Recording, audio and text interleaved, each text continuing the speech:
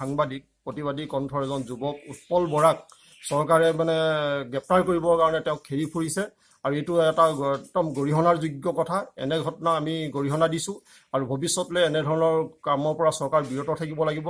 আৰু বিগত সময়ছোৱাতো আমি দেখিছোঁ যে আমি পৰাগ দাস, অজিত কুমাৰ ভূঞা এনেধৰণৰ বহু বিশিষ্ট সাংবাদিকক বিগত সময়ছোৱাত আগৰ চৰকাৰবিলাকক এনেকুৱা দমন নীতি চলাবলৈ গৈ তেওঁলোকক টানি আজৰি নি জেলত আবদ্ধ কৰি থোৱাৰ পিছতো কিন্তু এনেকুৱা ধৰণৰে তেওঁলোকক আঁতৰাই ৰাখিব পৰা নাছিলে প্ৰতিবাদী কণ্ঠৰ পৰা। গতিকে এইবিলাকৰ পৰাই তেওঁলোকে শিক্ষা লোৱা উচিত যে এনে দমনেৰে যে কাৰো যে কণ্ঠৰোধ কৰিব নোৱাৰে। প্ৰাগ নিউজৰ সাংবাদিক উৎপল বৰাক এইখন চৰকাৰে পাছুতাকৈ তেওঁৰ বিৰুদ্ধে গোচৰ ৰুজু কৰিছে যে কাৰ বিৰোধিতা কৰি বিভিন্ন সভাই সমিতিয়ে তেওঁ বক্তব্য প্ৰদান কৰাৰ কাৰণেই আচলতে এই চৰকাৰখনে তেওঁৰ বিৰুদ্ধে পাছুতাকৈ গোচৰ তিনিটা জামিনবিহীন গোচৰ তেওঁৰ ওপৰত ৰুজু কৰিছে। সেই কথাত আমি সদৌ অসম ছাত্ৰ সন্থাই তীব্ৰ ভাষাৰে গৰিহণা দিছোঁ, ধিক্কাৰ দিছোঁ চৰকাৰখনক যে এই যে যিটো প্ৰক্ৰিয়াৰে তেওঁলোকে আচলতে এই কাৰ বিৰোধী সংগ্ৰামখনত যিসকল ব্যক্তি উঠি পৰি লাগিছে তেওঁলোকৰ বিৰুদ্ধে যি ষড়যন্ত্ৰত লিপ্ত হৈছে এই কথা কেতিয়াও হ'বলৈ নিদিওঁ। অসমৰ ৰাইজ, অসমৰ বুদ্ধিজীৱী সমাজ গোটেই ব্যৱস্থাটো আচলতে উৎপল বৰাৰ পক্ষত আছে। সাংবাদিক এজনে আচলতে বাতৰি পৰিৱেশন কৰিবলৈ গৈ তেওঁ আচলতে আমাৰ এটা এটা এটা এটা জাতীয় দায়িত্ব, এটা সাংবিধানিক আচলতে আমাৰ যিটো অধিকাৰ, সেই অধিকাৰৰ মাত্ৰ এটা জনসাধাৰণৰ বাবে এটা দায়িত্ব পালন কৰিছে। কিন্তু আজি আচলতে আমি এইটো অত্যন্ত দুৰ্ভাগ্যজনক কথা হৈছে যে প্ৰাগ চেনেলৰ উৎপল বৰাৰ বিৰুদ্ধে আজি এই ব্যৱস্থাটো দমনমূলক এই ব্যৱস্থাটো গ্ৰহণ কৰাটোৱে আচলতে এইটো এটা অভাৱনীয়ভাৱে কথা হৈছে। আমি এই কথাবিলাক এইখন চৰকাৰৰ পৰা আচলতে কেতিয়াও কোনো কাৰণতে আশা কৰাৰ কথা নাছিল। বিৰোধী কোনো মন্তব্য প্ৰকাশ কৰিলে চৰকাৰে তেনে ব্যক্তিৰ ওপৰত বিভিন্ন ধৰণৰ গোচৰ জাপি দি যি গ্ৰেপ্তাৰৰ যি মানসিকতা, যি দমনমূলক নীতি, এই দমনমূলক নীতিয়ে প্ৰকৃতাৰ্থত গণতন্ত্ৰক কুঠাৰাঘাত কৰিছে। আৰু এনে ঘটনাই আগন্তুক সময়ছোৱাত চৰকাৰৰ যি নগ্ন স্বৰূপ, এই নগ্ন স্বৰূপে নিশ্চিতভাৱে উদঙাই দিব। আৰু উৎপল বৰাৰ দৰে এগৰাকী নিষ্ঠাৱান সাংবাদিকৰ বিৰুদ্ধে যি হিটলাৰী শাসনৰ দ্বাৰা যি ৰাষ্ট্ৰদ্ৰোহৰ গোচৰ জাপি দিছে, আমি এগৰাকী সাংবাদিক হিচাপে অসমৰ সৰ্বস্তৰৰ ৰাইজে তীব্ৰ ভাষাৰে গৰিহণা দিছে আৰু চৰকাৰক এনেধৰণৰ মানসিকতা, এনেধৰণৰ ভূমিকাৰ পৰা বিৰত থাকিবৰ বাবে আমি এগৰাকী সাংবাদিক হিচাপে আমি সকীয়াই দিছোঁ। দলৰ বিধায়ক মৃণাল শইকীয়াই আজি প্ৰভোগ কৰিছে, তেওঁ এজন মাৰিলে 10জন মাৰিব লাগে বুলি কৈছে, এটা ঘৰ জ্বলালে 10জন জ্বলাবলৈ কৈছে। তেওঁৰ বিৰুদ্ধে আজি তাৰিখত কিয় এই চৰকাৰে ব্যৱস্থা গ্ৰহণ কৰা নাই? ঠিক তেনেদৰে তেওঁলোকৰ বিভিন্ন দল বিধায়ক হওক, তেওঁলোকৰ কোনোবা নেতা হওক বেয়া কমেণ্ট কৰি আছে, সেইবিলাকৰ ব্যৱস্থা নাই। আজি তাৰিখত অখিল গগৈ ডাঙৰীয়াক ভৰাই দিলে, শৃংখল চলিয়াক ভৰাই দিলে, এনেদৰে বহুত যুৱকক আজি ভৰাই দিছে। প্ৰাগ চেনেলৰ এজন সাহসী সাংবাদিক, তেওঁক আজি তেওঁৰ ওপৰত আজি বিভিন্ন যি গোচৰ জাপি দিয়া হৈছে, মই জনামতে 4টাকৈ নন বেইলেবল ছেকশ্যন জাপি দিয়া হৈছে।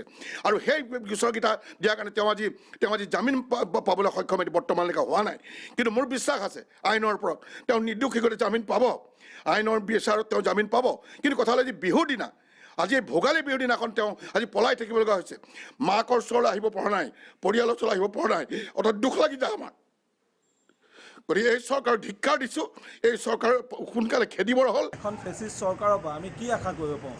আজি উৎপল বৰাৰ দৰে এজন সাংবাদিকৰ যিটো বাক স্বাধীনতা, সংবাদ গণতন্ত্ৰৰ চতুৰ্থ স্তম্ভৰ, সেই চতুৰ্থ স্তম্ভৰ বাক স্বাধীনতাত উৎপল বৰাক আজি কথা ক'ব নোৱাৰা এটা পৰিস্থিতি কৰি পেলালে এই ফেচিষ্ট চৰকাৰখনৰ।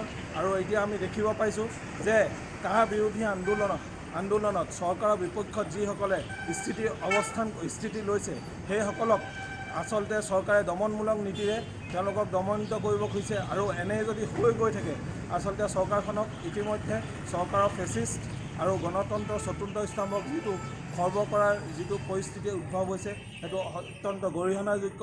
আৰু আমি ইয়াক তীব্ৰ ভাষাৰে গৰিহণা প্ৰদান কৰিছোঁ। বৰ্তমান দেশত গণতন্ত্ৰ জীয়াই থকা নাই।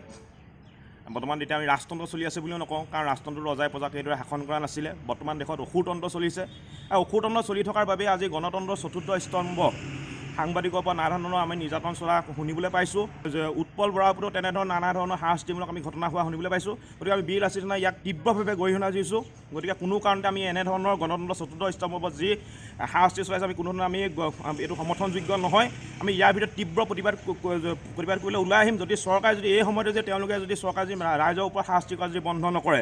আমাৰ জ্যেষ্ঠ সাংবাদিক অজিত ভূঞা ছাৰৰ ওপৰত এনেধৰণৰ মানসিক অত্যাচাৰ ঘটনা আমি শুনিবলৈ পাইছোঁ। গতিকে আমি চৰকাৰখনক তীব্ৰভাৱে গৰিহণাইছোঁ আৰু এইখন চৰকাৰ কোনো কাৰণতে আমি জনসাধাৰণৰ চৰকাৰ হৈ থকা নাই। চৰকাৰে ইয়াৰ উচিত প্ৰত্যুত্তৰ পাব।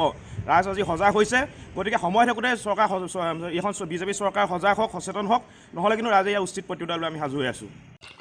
কাৰ বিৰুদ্ধাচৰণ কৰাৰ বাবে শেহতীয়াকৈ আমি লক্ষ্য কৰিছোঁ যে একাংশ সাংবাদিককো চৰকাৰখনে লক্ষ্য কৰি লৈছে। আমি অসম চাহ জনজাতি ছাত্ৰ সন্থাৰ তৰফৰ পৰা খুব উদ্বেগজনকভাৱে এইটো কথা লক্ষ্য কৰিছোঁ যে অসমৰ সাংবাদিকৰ ওপৰত যি ধৰণৰ আক্ৰমণ নমাই আনিছে চৰকাৰখনে, এইটো কিন্তু অত্যন্ত দুৰ্ভাগ্যজনক কথা। ইয়াৰ আগতে আমি এনেকৈ দেখা নাছিলোঁ যে সাংবাদিক আজি পলাই থাকিব লগা এটা অৱস্থাৰ আজি সৃষ্টি হৈছে। আৰু যিটো সময়ত সমগ্ৰ অসমীয়া জাতিয়ে প্ৰতিবাদ কৰিছে, অসমৰ সৰ্বস্তৰৰ ৰাইজে যিহেতু কাৰ এগেইনষ্টত প্ৰতিবাদ সাব্যস্ত কৰিছে, তো স্বাভাৱিকভাৱেই সাংবাদিকসকলে নিজৰ সাংবাদিকতাৰ নিয়মৰ মাজত থাকি চৰকাৰখনৰ বিৰুদ্ধাচৰণ কৰিবলৈ হয়তো বহু সময়ত বাধ্য হৈছে। আৰু তেনেস্থলত চৰকাৰখনে যি ধৰণে আজি সাংবাদিকৰ ওপৰত ষড়যন্ত্ৰ দমাই নিছে, খুব পৰিকল্পিতভাৱে তেওঁলোকৰ ওপৰত গোচৰ জাপি দিয়া হৈছে।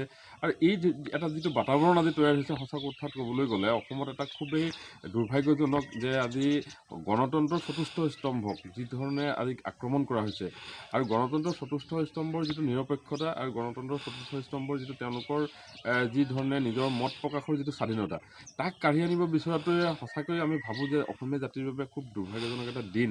আৰু অসম চাহ জনজাতি ছাত্ৰ সন্থাৰ তৰফৰ পৰা আমি চৰকাৰখনক এইটো মুকলি আহ্বান জনাইছোঁ যে আচলতে এই ধৰণৰ আক্ৰমণ বিগত সময়তো বিভিন্ন চৰকাৰে কৰিছিলে, কিন্তু সেইসমূহ চৰকাৰৰ অৱস্থা অসমীয়া জাতিয়ে লক্ষ্য কৰিছে যে সেইসমূহ চৰকাৰে কিন্তু কালৰ বুকুত বিলীন হৈ গৈছে, নিঃশেষ হৈ গৈছে। আৰু তেনেকুৱা ইমান দমন নীতি মই ভাবোঁ যে ভৱিষ্যত দিনত চৰকাৰখনে নকৰিবৰ কাৰণে ভোগালী বিহুৰ প্ৰাকখনত অসম চাহ জনজাতি ছাত্ৰ সন্থাৰ তৰফৰ পৰা জাতীয় নায়ক সংগ্ৰামৰ মাজৰ পৰা যোৱা সৰ্বানন্দ সোণোৱাল, হিমন্ত বিশ্ব শৰ্মা আমি আহ্বান জনাইছোঁ। আৰু সমান্তৰালভাৱে পুলিচ প্ৰশাসনকো এইটো কথা আমি আহ্বান জনাওঁ যে সাংবাদিকতাৰে নিজৰ দায়িত্ব পালন কৰি অহা সকলক কোনো কাৰণতে যাতে আক্ৰমণৰ লক্ষ্য কৰি নলয় আৰু তেওঁলোকৰ নিৰপেক্ষতা আৰু তেওঁলোকৰ গণতান্ত্ৰিক অধিকাৰক যাতে কোনো কাৰণত নিষেধ কৰিবলৈ চেষ্টা নকৰে, তাৰ কাৰণে কিন্তু পুলিচ প্ৰশাসনে সম্পূৰ্ণৰূপে মই ভাবোঁ তেওঁলোকেও দায়বদ্ধ সহকাৰে আগবঢ়াৰ প্ৰয়োজন আছে। আৰু অন্যথা এই আন্দোলন, যিটো আন্দোলন আজি সমগ্ৰ অসমত বিস্তৃত হৈছে, আজি সমগ্ৰ অসমৰ জাতি জনগোষ্ঠীৰ মাজত এই আন্দোলনটো সম্পূৰ্ণৰূপে এই আন্দোলনটোৱে এক প্ৰকাৰ গভীৰভাৱে সোমাই পৰিছে। আৰু তেনেস্থলত মই ভাবোঁ যে দমন নীতিয়ে আন্দোলনক কোনো কাৰণতে স্তব্ধ কৰিব নোৱাৰে।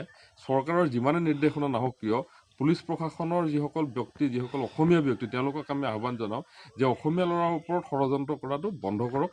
আৰু বিশেষভাৱে সাংবাদিকৰ ওপৰত ষড়যন্ত্ৰ কৰি তেওঁলোকক আটক কৰিব বিচাৰে, তেওঁলোকৰ কণ্ঠৰুদ্ধ কৰিব পৰা এই ব্যৱস্থাটো বন্ধ কৰক। অতিকৈ দুৰ্ভাগ্যজনক কথা যে কা বিৰোধী আন্দোলনত নমাৰ বাবে সাংবাদিকৰ ওপৰতো গোচৰ ৰোজ কৰা হৈছে, তেওঁলোকে পলাই থাকিব লগা হৈছে। এয়া গণতন্ত্ৰৰ চতুৰ্থ স্তম্ভক তেওঁলোকে হত্যা কৰিছে। এই চৰকাৰখনে আৰু বিজেপি দলে তেওঁলোকে সাংবাদিকসকলে যেতিয়া তেওঁলোকৰ হৈ মাত নামাতে, তেওঁলোকৰ মুখবোৰ সদায় বন্ধ কৰিবলৈ চেষ্টা কৰি আছে। আমি বিজেপি দলৰ এই কাম বেছিদিন কৰিবলৈ নিদিওঁ, সাংবাদিকৰ মুখ বন্ধ কৰিবলৈ নিদিওঁ। আমি গণতন্ত্ৰৰ চতুৰ্থ স্তম্ভ সাংবাদিকসকলৰ লগত আছোঁ, সংবাদ সেৱাৰ লগত আছোঁ।